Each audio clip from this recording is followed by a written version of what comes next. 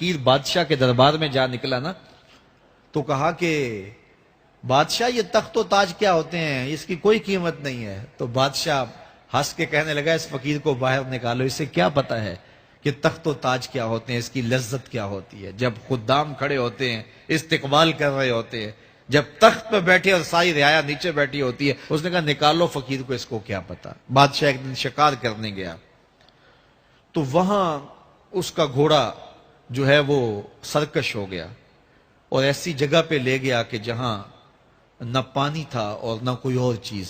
بادشاہ وہاں ہانپ رہا ہے کہ وہی فقیر مشکیزہ ڈالے ہوئے گزرا اور آواز دے رہا ہے پانی لے لو، پانی لے لو۔ بادشاہ کی تو موت واقع ہونے والی تھی، آخری ہچکیاں تھی، تو اس نے آواز دی پانی۔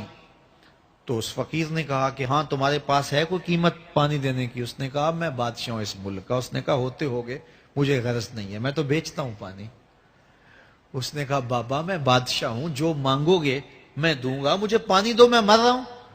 اس فقیر نے کہا آدھی حکومت لگے گی۔ اس نے کہا آدھی لے لینا، مجھے پانی تو دو، کیونکہ مر گیا تو ساری جائے گی۔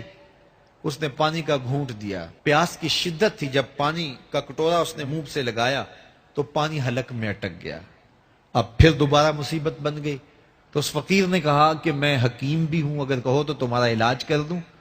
اس نے کہا ضرور کرو، لیکن اس نے کہا میں یوں ہی نہیں کروں گا، آدھی باقی حکومت بھی لگے گی، وہ بھی لکھ دو۔ اس نے چمڑے کے اوپر لکھوا لیا، ساری حکومت لکھوا لی اور اس نے اس کا علاج کیا فوری۔ جو اس کے پاس ٹوٹکا ٹونا تھا تو اس کا پانی حلق سے نیچے اتر گیا۔ بادشاہ گھوڑے پہ بیٹھا واپس آیا، وقت گزر گیا، عرصہ بیت گیا۔ بادشاہ پھر تخت پہ بیٹھا تھا، وہی فقیر بھیس بدل کے دوبارہ آ گیا۔ پھر اس نے نصیحت کی کہ آخرت کو یاد کرو، یہ دنیا کچھ نہیں ہے، 4 دن کی کہانی ہے۔ بادشاہ نے کہا تو میرا خیال ہے پہلے بھی کبھی آیا تھا، تو نہیں سمجھتا تخت و تاج کی لذت کیا ہے۔ اس نے کہا اس کی کوئی قدر و قیمت نہیں ہے، چھوڑ اسے، آخرت سب کچھ ہے۔ تو اس نے کہا نکالو اس فقیر بابے کو، یہ اس دن بھی آیا تھا تو آج پھر آ گیا ہے، اپنی راہ لے بابا۔